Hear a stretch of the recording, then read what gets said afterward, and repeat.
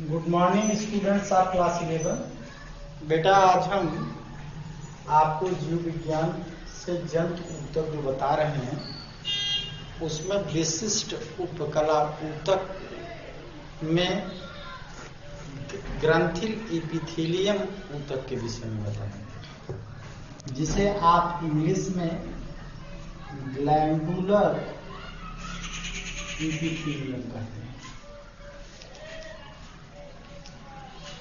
आप इंग्लिश में इसे ग्लैंडुलर इपिथेलियम के नाम से जानते हैं।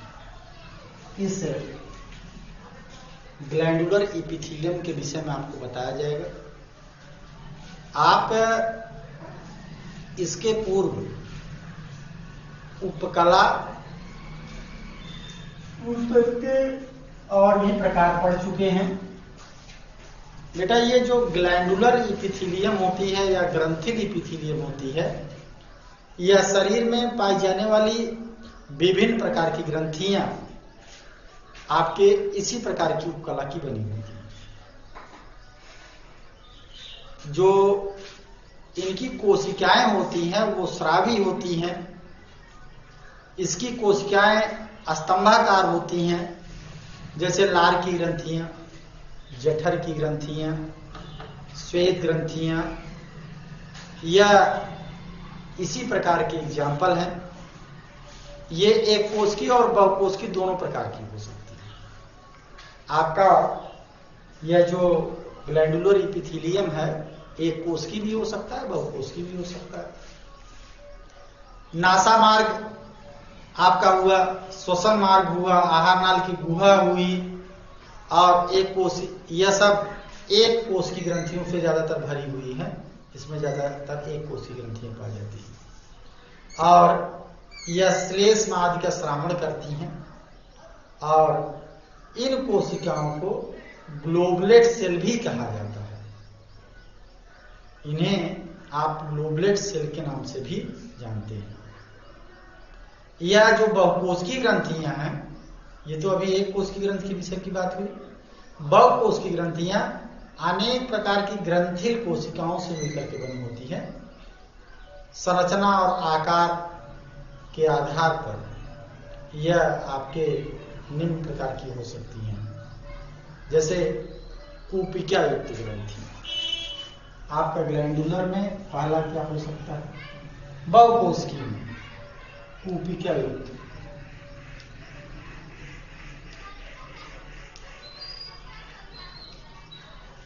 यह कूपिका युक्त ग्रंथियां जो हैं, एल्वियोलर ग्लैंड्स जो हैं, नाम से थोड़ा सा समझाने की कोशिश करिए कि कीप के जैसी संरचना। जब स्रावी ग्रंथियों का भाग एक गोलाकार मुंह के जैसा आकृति बनाए, ये ग्रंथियां आपकी सरल होती हैं, शाखित होती हैं, संयुक्त भी हो सकती हैं। तीन प्रकार की हो सकती हैं, सरल, शाखित, संयुक्त। और मेढक के जो श्लेष्मक तथा विष ग्रंथियां हैं, ये इसी प्रकार की ग्रंथियों का एग्जाम्पल है। संयुक्त कूपिका युक्त ग्रंथियां जैसे लार की ग्रंथि हुई, यह संयुक्त कूपिका युक्त ग्रंथि। हम बात करेंगे दूसरे में नलिकाकार ग्रंथि।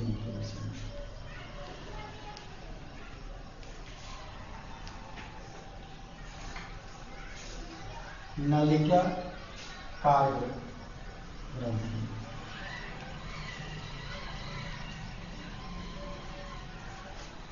यह नलिकाकार जो ग्रंथि है, यह आपका नाम के आधार पर इसका भी अगर आप बात करेंगे तो नली के आकार होती है, इसलिए इसको क्या कहते हैं? नलिकाकार कहते हैं। यह संरचना की दृष्टि से सरल और कुंडलित हो सकती है, जैसे स्तनधारियों की श्वेत ग्रंथियां हैं। श्वेत ग्रंथियां कहने का मतलब पसीने की ग्रंथि। और ये सरल ग्रंथियां होती हैं और संयुक्त नलिकाकार ग्रंथियां अत्यधिक शाखित होती हैं, जैसे आपका तैल ग्रंथि, ये सब शाखित ग्रंथियां। स्तनधारियों की जो तेल की ग्रंथियां हैं, ये संयुक्त नलिकाकार ग्रंथियां हैं जो अत्यधिक संयुक्त होती हैं, शाखित होती हैं। आप कूपिका युक्त और नलिकाकार ग्रंथियों के मिले जुले रूप का प्रकार भी आप पा सकते हैं, जैसे स्तनियों की दुग्ध ग्रंथि। यह आपका संयुक्त नलिकाकार कूपिका ग्रंथियों का एग्जाम्पल है। और अब हम बात करेंगे अगले ऊतक के रूप में, जिसे आप संयोजी ऊतक कहते हैं। यह काफी एक महत्वपूर्ण प्रश्न, काफी महत्वपूर्ण ऊतक, संयोजी ऊतक आप पढ़ेंगे। संयोजी ऊतक के विषय तो इसे इंग्लिश में हम कनेक्टिव टिश्यू कहते हैं, जो आपका शरीर में सबसे अधिक पाए जाने वाला यह ऊतक है। यह आपके सभी अंगों तथा तंत्रों के बीच में पाया जाता है। जितने अंग तंत्र हैं, सबके बीच में पाया जाने वाला यह एक ऊतक है। और इसके अगर कार्य की बात करें तो ये कार्य में अंगों को सहारा देने का काम करता है, जोड़ने का काम करता है। यह अंगों को चोट धक्का लगने से रक्षा करने का काम करता है और उन्हें परस्पर एक दूसरे से बांधे रखने में मदद करता है। और इसमें एक मैट्रिक्स पाया जाएगा, इसमें एक मैट्रिक्स है और उस मैट्रिक्स में कुछ कोशिकाएं पड़ी होती हैं और उस मैट्रिक्स और कोशिका के आधार पर यह 3 प्रकार का होता है। पहला आपका सामान्य संयोजी ऊतक, पहला आपका क्या है? सामान्य संयोजी ऊतक।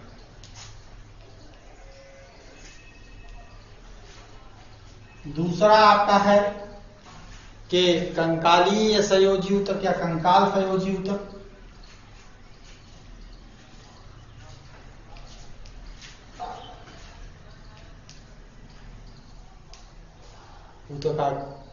और तीसरा आपका है तरल संयोजी ऊतक।